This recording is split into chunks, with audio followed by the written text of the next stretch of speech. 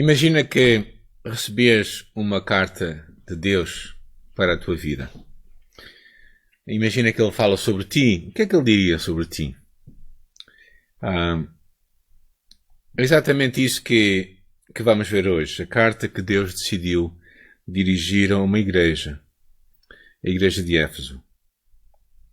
É importante entendermos que o capítulo está no capítulo 2 de Apocalipse, mas no capítulo 1 encontramos a imagem de Jesus, de Deus, como o Alfa e o Ômega. O Senhor, o Deus ressuscitado que está no trono do universo. Independentemente como a tua vida, a minha vida esteja, independentemente como o nosso país esteja a passar, no meio desta calamidade que estamos a viver, a Europa, o mundo, Deus está no trono e a reinar. E esta ideia é essencial para nós vivermos uma vida com propósito.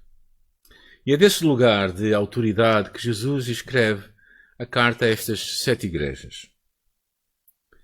Se há cristocindências, a de hoje é uma delas, não? O pastor Ismael ontem postou um pequeno resumo de uma mensagem que eu preguei em 2015 e decidi pegar nela para hoje, sem ele saber, e ele também escolheu esse mesmo resumo, sem eu saber. A carta à igreja em Éfeso. E Éfeso era uma cidade incrível. Uma cidade a maior do Império Romano. Na altura teria cerca de 250 mil habitantes. A beleza daquela cidade era de cortar a respiração. Um grande centro de comércio. Tinha uma avenida alinhada com colunas que levava ao centro da cidade. Tinha um estádio enorme, um mercado, um teatro com capacidade para 25 mil pessoas sentadas. E tinha também um centro religioso imponente.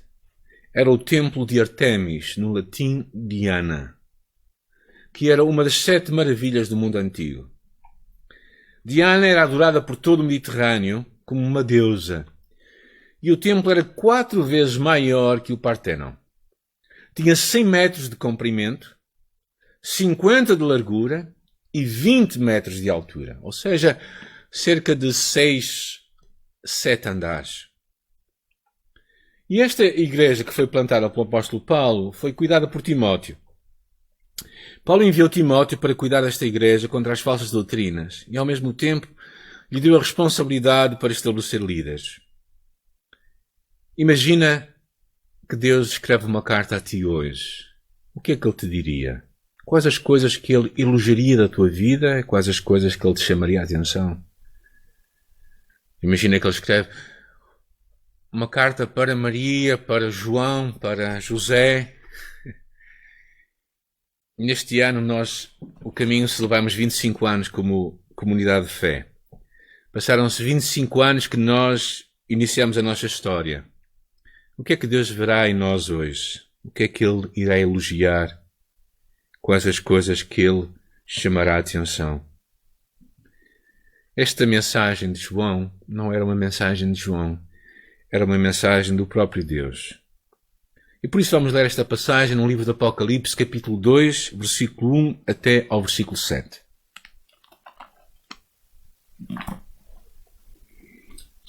Ao mensageiro da igreja de Éfeso, escreve: Assim diz o que tem as 7 estrelas na mão direita, o que caminha no meio dos 7 castiçais de ouro.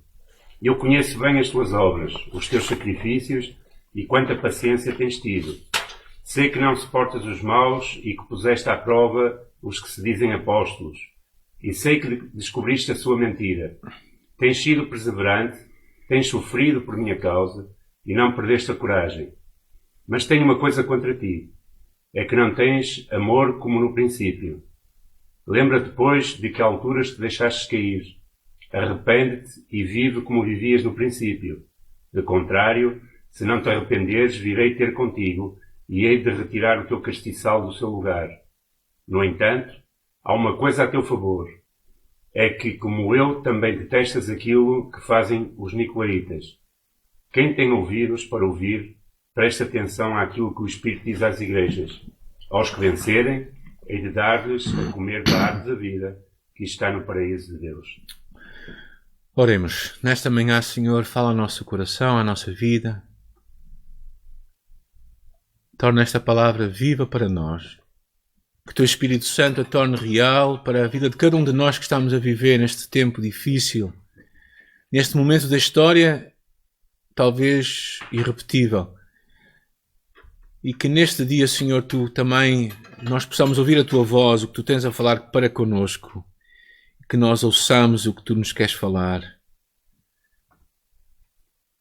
Oramos ao Espírito Santo que Ele torne esta mensagem cravada e sublinhada em nosso coração, em nossa oração. Amém. Eu chamo esta mensagem Volta a Amar como dantes. Talvez tu perguntes, mas porquê falar sobre isto nos dias em que nós vivemos? E se tu ficares até ao final, tu vais perceber porquê. Porque o verdadeiro amor lança fora o medo. E basicamente é um pouco sobre isso. Quando tu amas a Deus verdadeiramente, muito do teu temor, do teu medo vai desaparecer. Mas vamos primeiro ver o que Deus fala a esta igreja. O que é que Deus diz a ela? A primeira coisa que nós percebemos é esta igreja que vive com intencionalidade. E as palavras de Jesus, quando Ele estava cá, Ele diz que nós éramos a luz do mundo e quem o segue não andaria em trevas, mas teria a luz da vida. Eu e tu precisamos certamente desta luz de Jesus para iluminar o nosso caminho. E não somente isso, mas tu e eu somos chamados a influenciar o mundo à nossa volta. Ele mesmo diz de ti e de mim que somos seguidores de Jesus, que somos a luz do mundo. E ao participarmos da sua natureza divina, nós nos tornamos esta luz, nós partilhamos esta luz no nosso dia a dia. O livro de Filipenses vai um pouco mais longe quando ele diz para que sejais irrepreensíveis e sinceros, filhos de Deus inculpáveis no meio de uma geração corrompida e perversa, entre a qual resplandeceis como astros no mundo.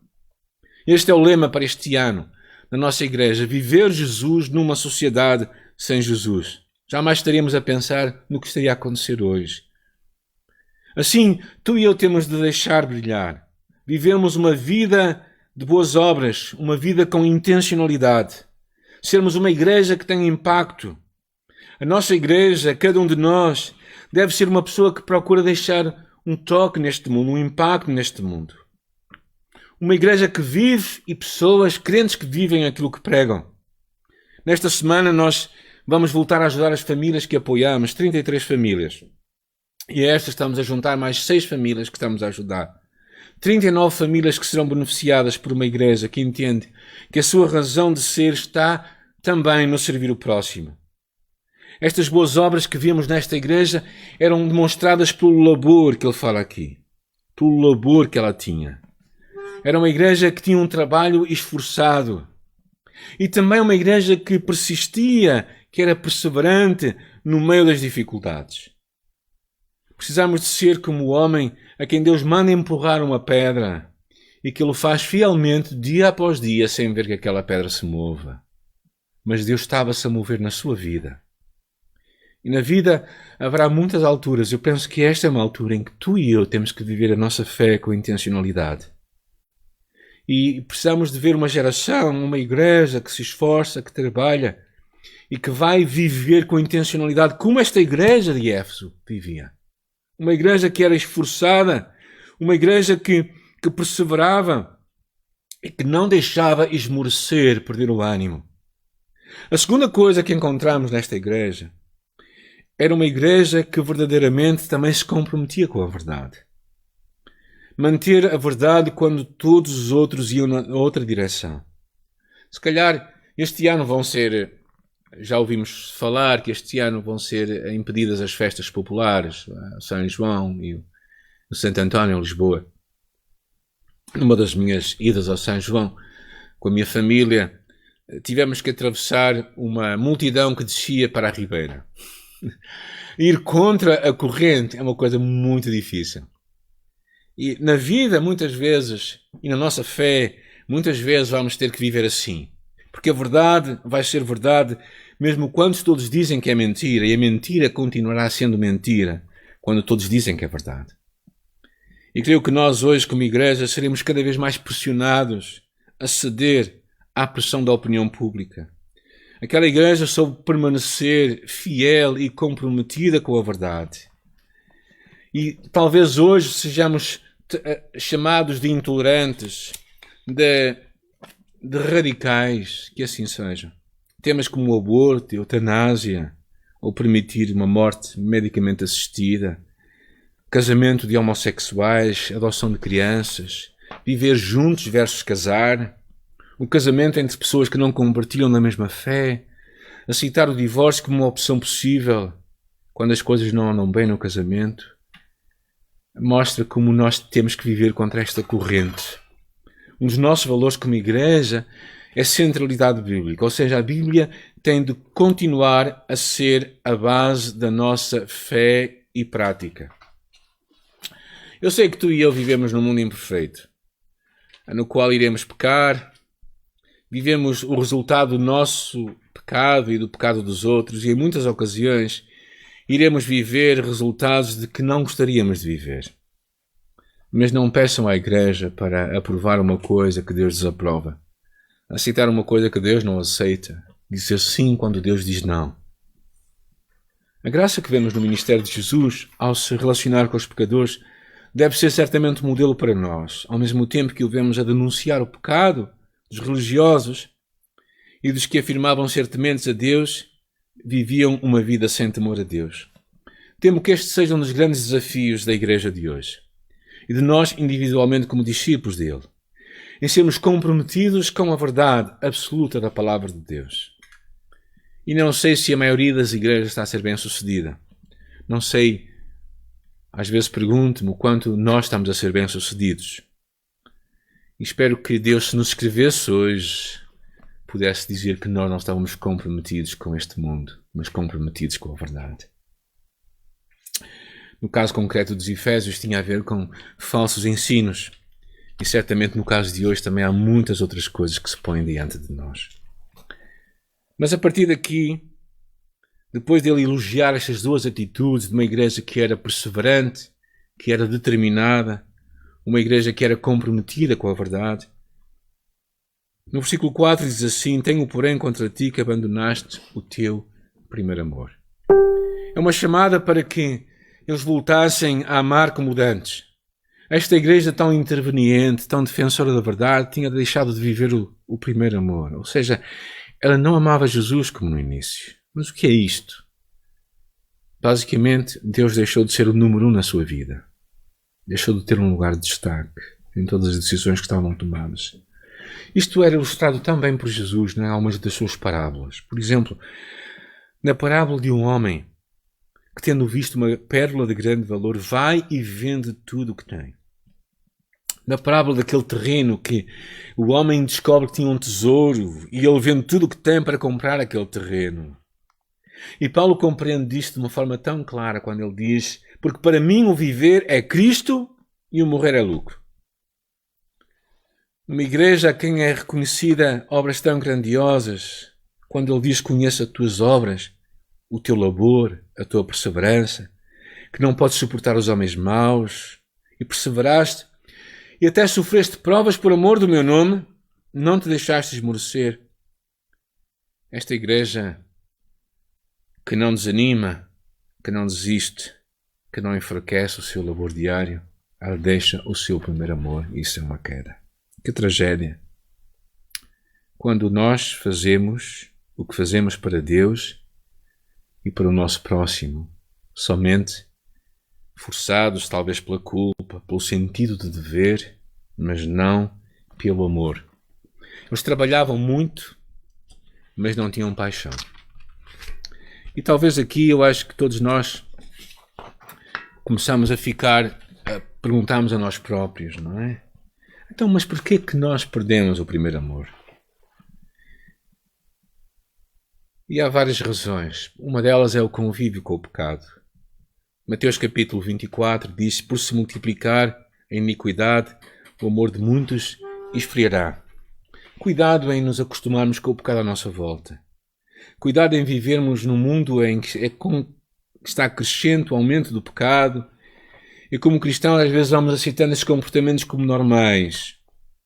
Jesus, no Sermão da Montanha, diz: bem-aventurados que têm fome e sede de justiça, porque serão fartos. Bem-aventurados os limpos de coração, porque verão a Deus. E Romanos capítulo 2 nos encoraja a não nos conformarmos com este mundo. Precisamos lembrar o exemplo de Ló, referido na segunda carta de Pedro. E livrou o justo Ló, afligido pelo procedimento libertino daqueles insubordinados, porque este justo, pelo que via e ouvia, quando habitava entre eles, atormentava a sua alma cada dia por causa das obras iníquas daqueles. Ou seja, porque é que perdemos o primeiro amor? Porque nos vamos habituando com o pecado que vai crescendo. A segunda razão, tão bem descrita por Jesus, é uma falta de profundidade. Muitos vivem uma vida cristã superficial. São o que poderíamos chamar crentes de serviços mínimos. Crentes nominais. Na parábola da semente, Jesus fala da semente que cai junto a um terreno rochoso. A que caiu sobre a pedra são os que, ouvindo a palavra, recebem com alegria. Mas estes não têm raiz, creem apenas por algum tempo e, na hora da provação, se desviam. O segredo para não nos afastarmos do Senhor, nem perdermos a alegria, o amor inicial, é desenvolvermos uma intimidade e profundidade com Deus. Entendermos que ir à igreja ao domingo não é tudo. Há muito mais. Há que estudar a palavra em cada dia. Há que ter comunhão diária com Deus. Há que ser parte de um grupo de crescimento. Há que estar comprometido em crescer na obediência aos propósitos de Deus para a nossa vida. Senão, a semente vai morrer, o amor vai esfriar. A terceira razão é o que poderíamos chamar a falta de tratamento.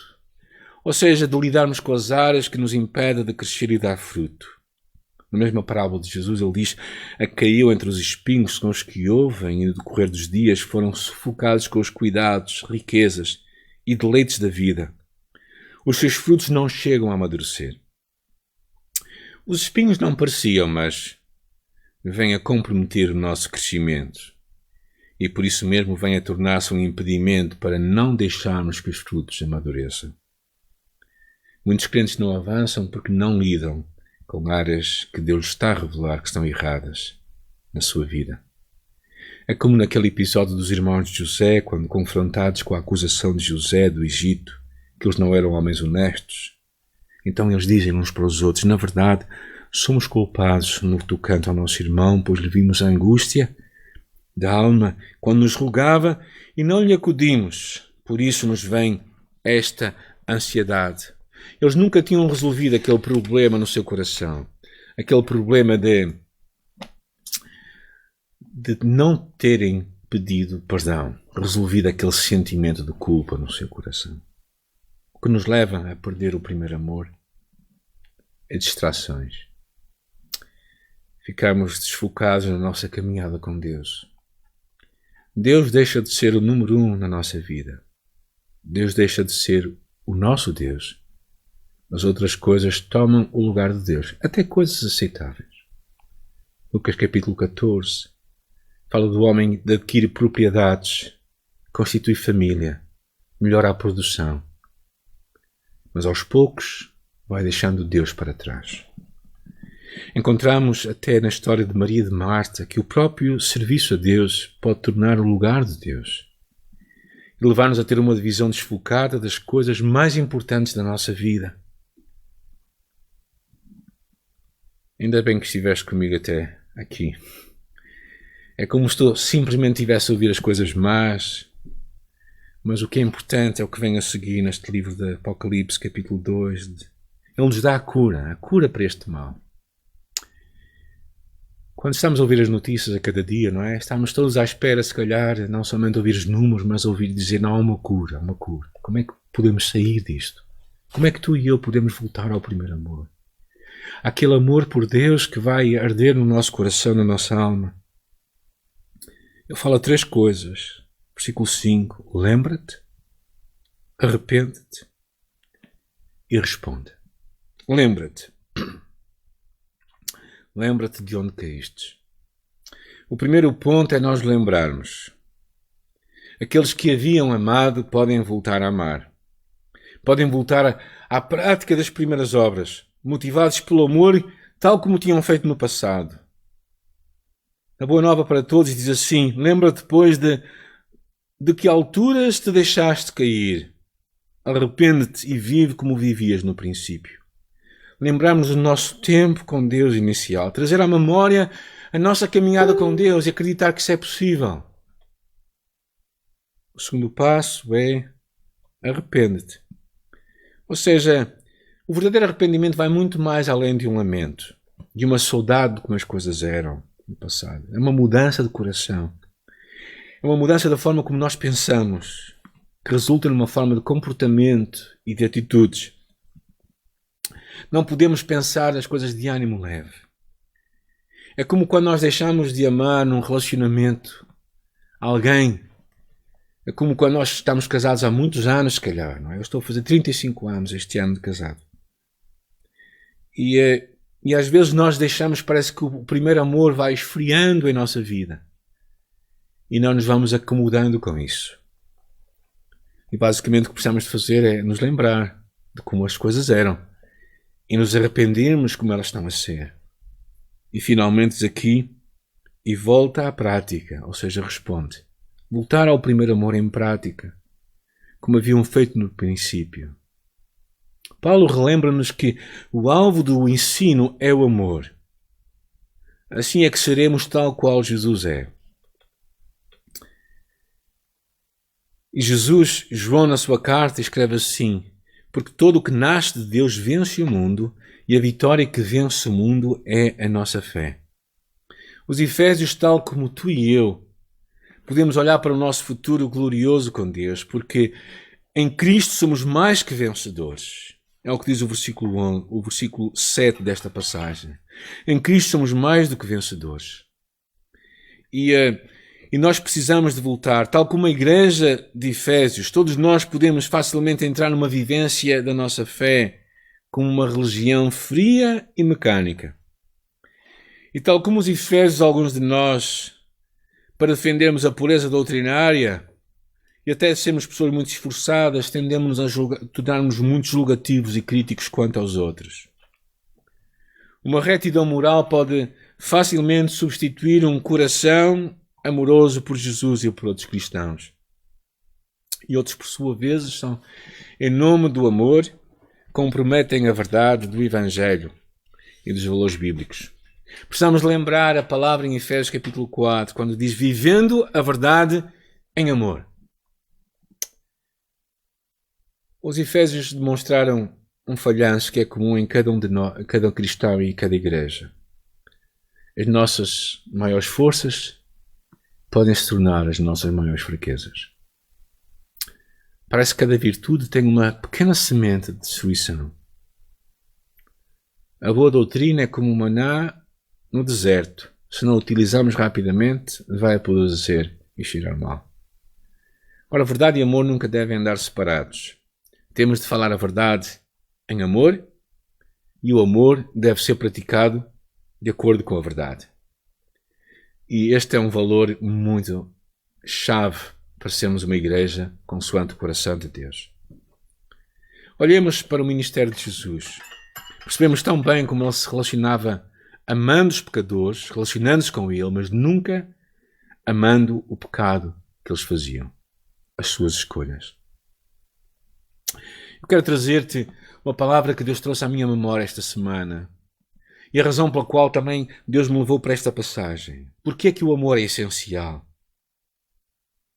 Em 1 de João, capítulo 4, versículo 16, diz assim: e nós conhecemos e cremos no amor que Deus tem por nós. No amor não existe o medo. Antes, o perfeito amor lança fora o medo. Ora, o medo produz tormento. Logo, aquele que teme não é aperfeiçoado no amor. Eu creio que um dos maiores antídotos para nós vivermos os dias de hoje, em que o medo assola tanta gente por causa do Covid-19, é um relacionamento vital com Cristo. A crença no seu grande amor por ti. E quando este amor encher o teu coração, então tu vais querer voltar ao primeiro amor. Então tu sabes que o verdadeiro amor vai lançar fora o medo. Eu não sei onde é que tu estás na tua caminhada com Deus hoje. Talvez tu te sintas muito certinho na tua caminhada com Deus. Talvez tu és daqueles que preservam a verdade. Mas o teu coração, o teu amor não é como antigamente. E deixaste que mentiras tomassem conta da tua mente e enganassem o teu coração. E tu achas que não é possível voltar ao que era de antes. Jesus, à igreja do Éfeso, diz assim: lembra-te de onde caíste. Lembra-te de onde caíste. Arrepende-te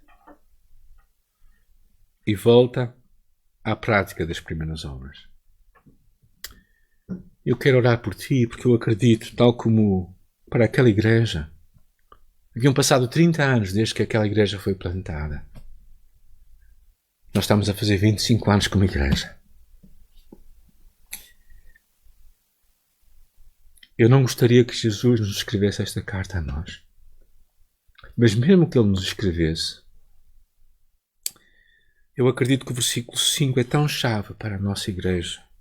É tão chave para a tua vida, para a minha vida. Lembra-te de onde caíste e arrepende-te.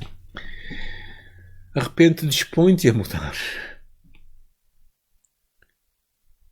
E volta à prática das primeiras obras.